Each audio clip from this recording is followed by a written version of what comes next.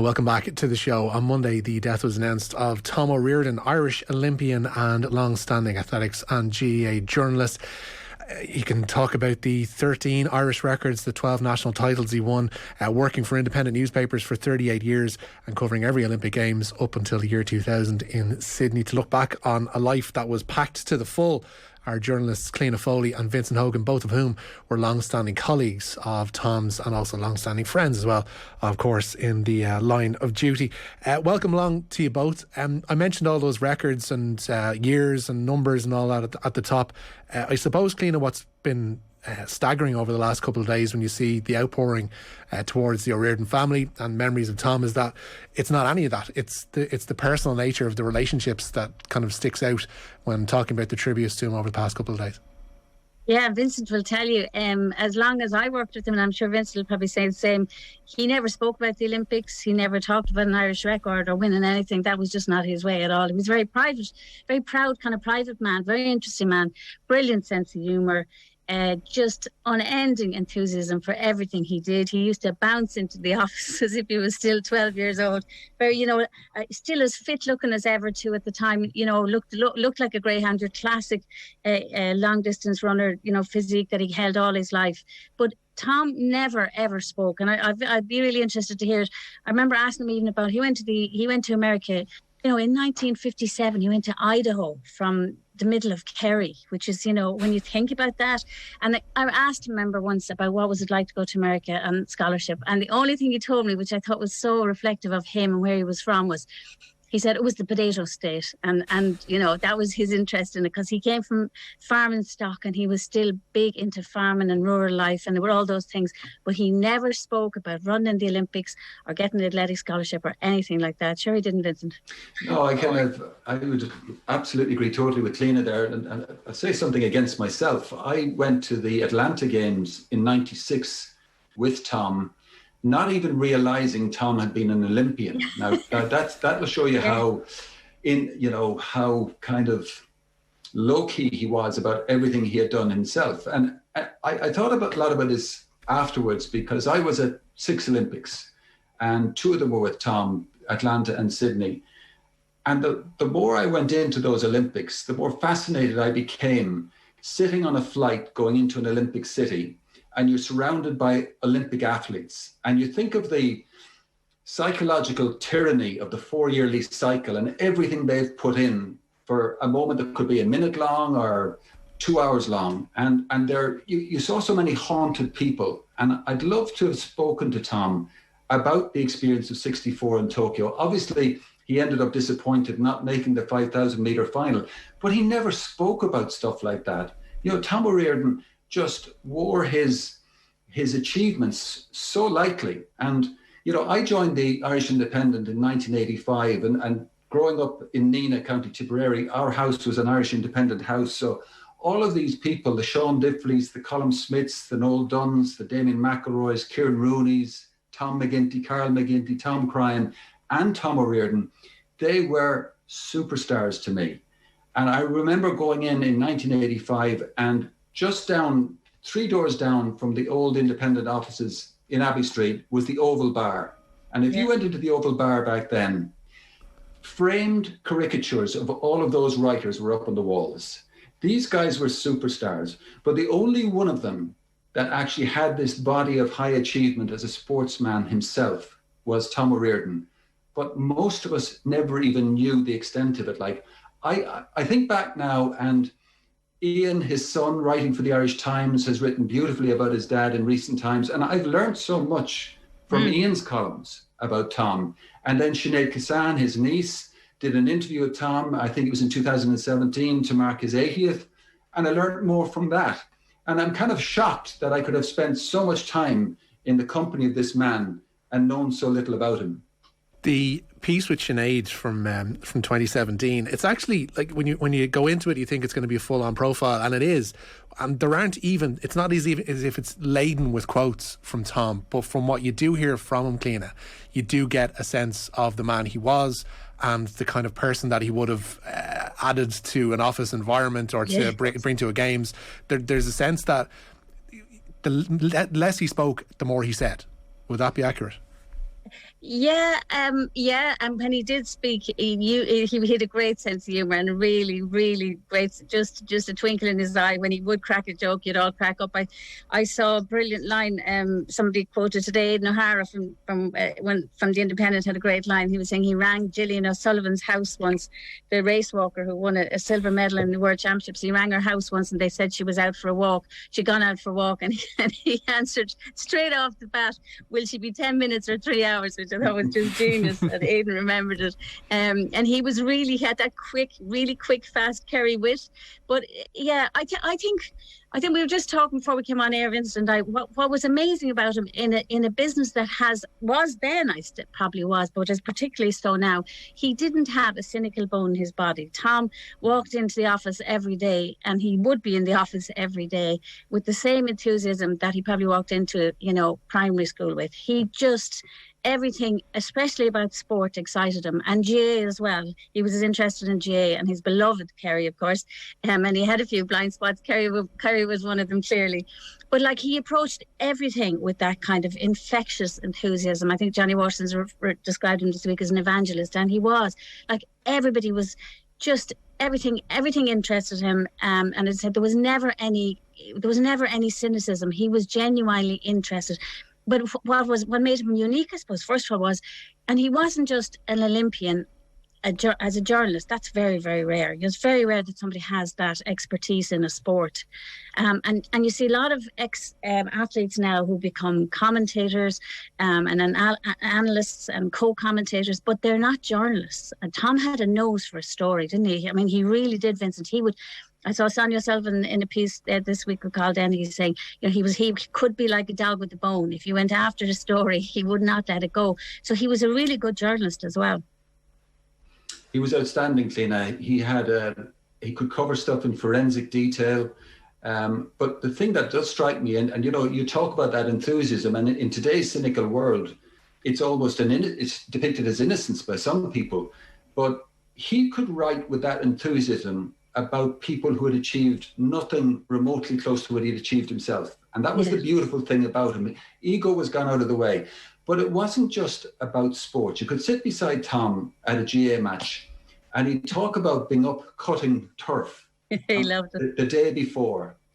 And you know what I had, he'd say? I had these fresh tomatoes which we'd grown, and this fresh brown bread. And I don't know whether it was him or Barbara had cooked baked the fresh brown bread. He used to bake it himself, I think, as well as Barbara. You would be salivating listening to him because of the enthusiasm. And every now and then, he'd tell you about a lovely pint of Guinness he'd had somewhere. And you'd just think, I have to have a pint of Guinness now. He just spoke with this compelling enthusiasm about everything. Even the simplest things in life were wonderful to him. That's almost go on again, Cliona. Yeah, no, there was that to him, and then there was also, as I said, that sort of quiet pride, a quiet privacy as well. And he told me a story once that I always remember, and he told you very little really about himself, but once he told me that we were talking about speeding tickets, because journalists tend to get speeding tickets, particularly on days when they're rushing to All Ireland's, and you were chatting about speeding tickets one day in the office, and he said, I got one once, he said, and I'll never forget it. And he had interviewed an inter-county player, we'll say on the Wednesday of a week, and he'd gone down the country somewhere and he had interviewed him. I think not long after, it was either the following week, he was stopped. He was a guard, and he was stopped on the road. And he rolled down the window and he recognised your man. And your man clearly recognised him, but continued writing him the ticket. And Tom never said a word, and your man never said a word, and he handed him the ticket. And that would be Tom. Tom would never, ever have tried to use his influence or say, do you not know who I am? Or, Jesus, we didn't have a cup of tea last week, didn't interview last week. Not a word passed between them. And he accepted the speeding ticket and went on. Vincent, was it that enthusiasm that you spoke about that made him such a good writer? It was enthusiasm and empathy, I think, Richie. Yeah. He had a wonderful empathy for people. And I'll tell you a little story that just captures him. Like, he was such a proud Kerry man that we used to, whenever we were doing our predictions for the season, we'd say, well, there's no point in asking Tom. He's always going to say Kerry, because he would feel it was some kind of betrayal of sorts if he didn't predict Kerry to win the All-Ireland. But I was talking to Jim Carney of RTE fame. He was the first presenter, obviously, of the Sunday Game and of Galway fame. And I was just talking to Jim last night about something completely different. And Jim had a horrendous car accident in 1978 that nearly killed him. But when he came round, he almost died. But when he came round a few weeks later, there was a massive card beside the bed for Jim. And it was signed by every member of the Kerry squad. And it came from Tom Reardon. And it was months later before Jim was well enough to meet anybody. And he met Tom and he just said, look, thanks so much for that. Because it was obvious from the card that it wasn't the one hand with putting 40 signatures. There were 40 different signatures that Tom Reardon had got. And he said, how did you do that? He said, well, I was thinking of you going to the All-Ireland final. It was the famous day that Paddy Cullen was chipped by Mike Sheehy, that famous Con Houlihan line, a woman who's left the oven on. And he said, I went into the dressing room, and in those days, journalists could go into the dressing room, and the players hung around, and any of them would chat to you.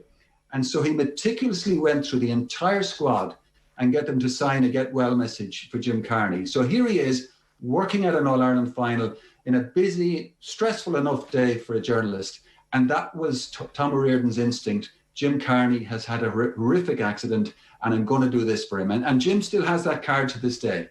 That's a remarkable thing, Cliona, isn't it? That kind of empathy and that kind of care for those in your immediate environment, I guess. Yeah, and do you know? I think I often thought as well. Probably Vincent would probably have seen this from him as well. I think the empathy came from having physically done it himself.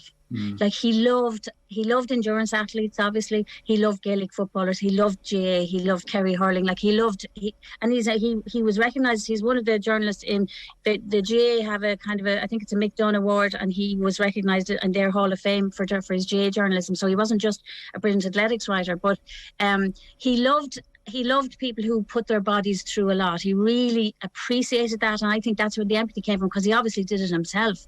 Like he was such a brilliant athlete. He'd put himself through so much, and he loved somebody like Seamus Power. Seamus Power was a brilliant cross-country runner from Clare, who probably never made it in terms of internationals. And if you weren't an athletics person, you wouldn't know him. But he was the ultimate, and he had brilliant battles with Peter Matt. There was a couple of them at the same time, all came up at the same time. They used to have these amazing cross-country battles. But Tom loved somebody like Seamus Power, because he could understand what he was putting his body through, and also he was a country guy, and I think that's what made him such a good GA writer, I think, as well, was because he brought that rural knowledge and that background to it. And I just always felt that I think people that he interviewed as well, particularly rural GA players, understood that he understood where they came from. I think that's a great point, Cliona, because the one thing he had was a kindness towards people who struggled and had a bad day. But he also had that kind of journalistic rigor. And Sonia has spoken about this many times. He could be quite hard on Sonia because he knew how good Sonia was, and he knew what Sonia would have expected of herself and demanded of herself. So the journalistic rigor would be a little bit stiffer with someone of her talent, or Eamon Coughlin's talent, or John Tracy's talent. And all of these athletes thought the world of Tom, because he understood what they were doing and he didn't let them off. He would absolutely question them almost forensically about why they didn't perform on a given day. But with another athlete who he understood was at the limit of their capacity, his kindness, he would never, ever be unfair to them. Is that an athletics thing, or is that just because when I read the Sonia quote about the 96 Olympics and Tom writing her that letter and detailing where it went wrong for her, it brought to mind, on a lot of the anecdotes about Tom in the last few days, it brought to mind Jerry Kiernan, because there's a sense that they turned their own experience back towards people that they were coaching, or younger athletes in general, and people that they knew had a bit of ability about them, and so the chance and the ability to maybe go on and be a bit more than what they'd shown already. Was that an athletics thing, or was that just a shared trait between the two of them, do you think? So what do you think? I think I think you see that in horse racing as well. I think a lot of former jockeys go into horse racing, go into the broadcast side of it, and you can see that they really understand physically what jockeys have to go through. And I think maybe, it's rare enough, as I said, it is very rare to have an Olympian who becomes a journalist, a real journalist, not just a columnist or a commentator, but a journalist who has to rigorously ask hard questions.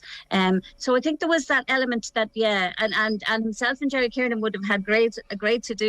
And like Jerry as well, he was big into horse racing as well. He loved his horse racing as well. He was interested in that kind of stuff. I'm not sure. I don't know. Is it solely athletics, or is it just that physically you have been through it at such a high level? When you've been Olympian, even though he wore that, totally humbly and never mentioned it, but he understood the splits and the training and everything you had to go through. So it possibly made him that. I think there's something in what Tina is saying there. I also think that by its nature, the life that those elite athletes lead is a very unnatural life, and it's a life that exposes them to all kinds of emotional trauma and turmoil that only someone probably who's been through it can understand truly.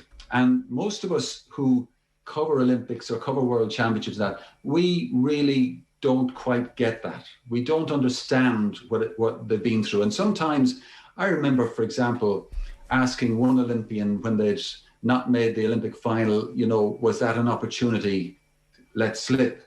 And they almost ate the face off me, because and I thought about it afterwards, and what an obnoxious kind of sounding question to make, because for 4 years they had been through the mill in God knows what they've been through, and only their partners, maybe their children possibly even, could understand the level of application required to get there. And here's this journalist who's never done anything more difficult than play five-a-side football, and he's coming up with a question like that. So I think that's where that comes from, Richie, that an understanding of how difficult it is to be an Olympian, to be an elite athlete at that level, and to understand how fine a line it is. I mean, I think Tom, spoke to Sinead that time about his regrets carrying right through the rest of his life from Tokyo 64, because he got one shot at it. He didn't get to another Olympics as an athlete.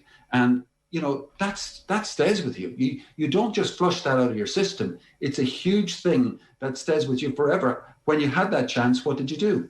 He says in that piece as well that he lived his life without regrets, and that he, essentially lived his life to the fullest, Cliona. But you do get the sense that he had channeled that disappointment of finishing ninth in his heat and missing out in the final in 64. He had channeled that into, one, covering his sport as best he could, and secondly, by encouraging others around him to try and fulfil their potential as well. Yeah, absolutely. And like I think that's was probably the great joy of his life, was that even though when he got that chance at the Olympics, and he had done extraordinary things, like he ran a Madison Square Garden, ran a European 3-mile indoor record there, I think, and was just off the European record outdoors by 6 seconds or something. Like, he just did amazing things, but he got the chance to work in elite sport, which is such a joy for all of us who do it. He brought that extra bit of insight with him to it, and I think then that that's. But I don't think I think he always would have been as enthusiastic about everything. It was his personality. He was just, as I said, there was no cynicism about him, and he just marvelled at everything, and particularly at athletics and sporting endeavours that he loved. And everybody, like, he had weaknesses. Vincent, anybody who worked as a sub editor would tell you this. Like, one of the problems for sub editors was, if you asked Tom for 400 words, he gave you 800, because he was so enthusiastic about everything. He overwrote everything because he wanted to give you every single piece of information he could give you about somebody, And when young athletes came through, they were always going to be world champions, just simply because, again, he was so enthused by talent, and he wouldn't be looking for the negatives in it. He wouldn't be looking for the pitfalls. They would occur down the road, and he'd cover them. But when he saw raw talent, he just loved to write about it. So he used to overwrite, and the subs used to have great fun with him and slag him for that. But I think that enthusiasm was just part of his natural personality. Yeah. It was just lucky that he was able to apply it in a sport where, in a career where it actually was such an asset, really. Actually, I'll give you an example of that enthusiasm. I don't know whether it was Atlanta or in Sydney. I found him typing frantically one day, and I said, what are you working on, Tom? And he said, I think it was, I'm doing a preview of the marathon. And I said, well, we don't have anyone in the marathon, Tom. No, he says, but it's going to be a fabulous race. And he had something like 12 or 1,300 words of a preview done, knowing there was no chance that they were going to use 1,300 of a preview of a marathon in which there was no Irish competitor. But he was just sucked up in the whole majesty of a race that was building. And, I used to laugh with Cliona about this, because Cliona then became my partner when I went from say Athens on. And but you tried to make an arrangement with Tom. Tom will have breakfast in the morning and we'll make a plan for the day. We'll make a plan for the day, he says. He'd never show up because he just got a rush of blood and he was gone. He was in the main press centre typing away frantically. What a man. I was just going to ask Vincent, because I remember being over in Rio, and one of the things that I did over there was essentially look at what you were all doing, and we'd cross paths at different events, and that was my first games. I dread to think how far along the road you are in terms of Olympic games covered in comparison, but you kind of look around you and you see what others are doing. You try to take your cues from them, you try to see what they're doing. What was your relationship in terms of 96 when you were covering Atlanta with Tom and looking at what he was doing and trying to, I don't know if you're trying to learn from him or trying to divvy up duties, or what was the way of doing things back then? Well, he'd make you panic, Richie, because he always had a story. And, you walk into a main press centre for your first Olympics, and you'll know this from Rio. It's a pretty intimidating place to be, because everyone seems to be in the zone and they're working. And you've just arrived and you're kind of saying, well, I don't know what to do. Where do I go? And where am I going to get a story here? Whereas Tom was just straight into it, on the front foot, just 3 weeks ahead of him, and he was going to go for it. And so I look, the one thing about Tom was you just stayed close to him whenever you could, because he was a great guiding hand. He had great advice, and he had a great kindness, and he had a great understanding of how intimidating that could be, particularly when it was your first one. But there was a great camaraderie between that generation of journalists. Yes. Tom Cryan used to go for the boxing, Martin Brenny would be there for the press, Jimmy Megan, great friend of his, the brother of my father-in-law, and they used to have such fun. And these guys, they would break away with the Hugh McIlvanys and the Patrick Collinses, the biggest writers in the UK, and they'd have a quiet beer at 3 p.m, wherever they were, just to gather their thoughts and have a chat, just for half an hour, and then they go back and work. And Tom, who was this fitness fanatic who always looked after himself, could slip into that company so easily and not be judgmental in any way, and just be part of the group. And that was the beauty of the man. He was never judgmental in an industry where it wasn't exactly known for clean living, Richie. And no. Well, there's a reason why the pictures are up in the Oval and not in a gym. Well, exactly. You got it in one there. And, but with Tom, look, he was just, he could be part of that without sculling the pints like the others. Yeah. And then at the end of the evening, Richie, he would always end up at a track. He'd end the day at the track, obviously, if it was an Olympics particularly. But what always would amaze me afterwards is when the lights had begun out in the stadium and you might have got somewhere for a drink, one drink before you'd finish up and go home. He would analyse every race. He could give you splits on races. He could tell you why somebody didn't win a race.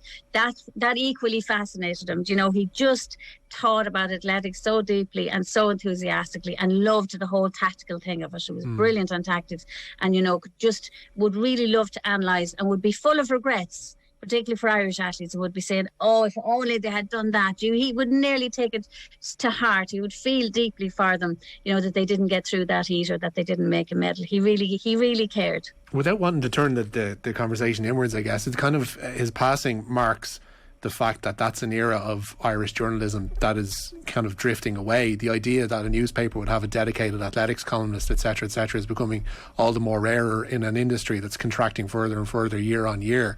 So there is an added sadness, Vincent, I guess, to see someone like Tom moving on, passing away like that.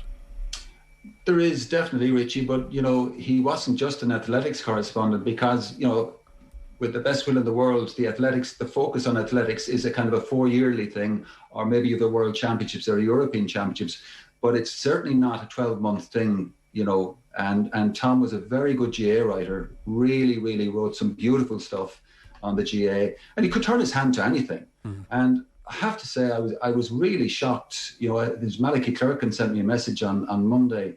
I couldn't believe the news when I heard it, because I hadn't seen Tom, and again, it's remiss of us all, we kind of lose touch. It's about 4 years ago, I think, since I went over to the house. I brought him over a book, and the Parkinson's was impacting on him then, but he was still the same sparkling eyes, and you know, the same, always ready for a laugh. And you know, it hadn't really impacted on him that heavily at the time. And then you'd meet Ian at matches, and you'd always, how's Tom? And Ian would be kind of philosophical. Yeah, he's doing well. So I was really saddened to hear what happened. And, you know, for Barbara, who's just such a wonderful woman, and, you know, for the whole family, it's a really sad thing that I described him on Twitter as a beautiful man. And that's the only word that really chimes for me with Tom Reardon. He was a beautiful man. Yeah, we always say in journalism, you know, it's not a business where everybody speaks kindly of each other, but I haven't seen one bad word said about him. Nothing but talk from, and particularly from younger journalists, you know, who came after him, who all said how kind he was and how helpful he was when they met him. But in the last 2 years, really, Irish athletics has lost a lot of big allies. So Jerry Kiernan, Brian Corcoran in 2021. In the past year alone, Christy Wall, Sean Naughton, Ray Flynn recently, all, you know, volunteers, administrators, and then Brendan Mooney from the Examiner, who Tom would have been very friendly with as well, another great athletics journalist. So if there is a heaven, there'll be some discussions of the World Championships and the European Championships this summer. Yeah, you keep going back. I know you didn't talk much about him, but it is striking the life that he lived before becoming a journalist. And even there was an overlap as well, because Cathal Dennehy, who's obviously taken up the baton in some degree as well, that Tom had handled for so long, mentioned that he was reporting on races in which he'd run himself, and not just like, you know, park runs or whatever. There were national championships which Tom had just run, world cross countries, and he's picking up the phone afterwards and ringing in copy, which is just remarkable stuff. Yeah, and remember, this is way before mobile phones. This was when it was hard to get to a phone after, wasn't it? I was just going to say that. I mean, that's just picture that. You've got to find a payphone. There may well be a queue at the payphone. You know, it brings me back to Hillsborough when I went to Liverpool the week after Hillsborough, and the first game Liverpool played was at Goodison Park against Everton, and I had to get a payphone outside Goodison Park to file my colour piece, and by the time I was finished there was about 20 Liverpudlians outside very angry with me. So Cliona's dead right. This was a different generation. I sometimes say to my children, you know, when I went to the first Rugby World Cup in '87, I brought a typewriter in the case, and you sent your stuff by fax. Yeah. So Tom would have covered all of those generations right across to the current day when everything is digital and whatever. So yeah, I mean, just think of this man still in his running gear, standing in a payphone. That's it's what an image. It's an image, but it's also like, it's one thing to, like, we were talking outside about, you know, we were doing a piece this evening on Kerry Mayo in 2014, and it's almost like you don't want to get a player to talk about it because they don't have the sense of the wider occasion and the wider scope of this thing and the whole narrative of it, Cliona. So for somebody to have raced in a world cross country, to be suddenly summing up the race in which they've run and almost setting aside what they've done themselves and concentrating on the narrative of this, like, that's incredible. Absolutely incredible. It is incredible. It is incredible.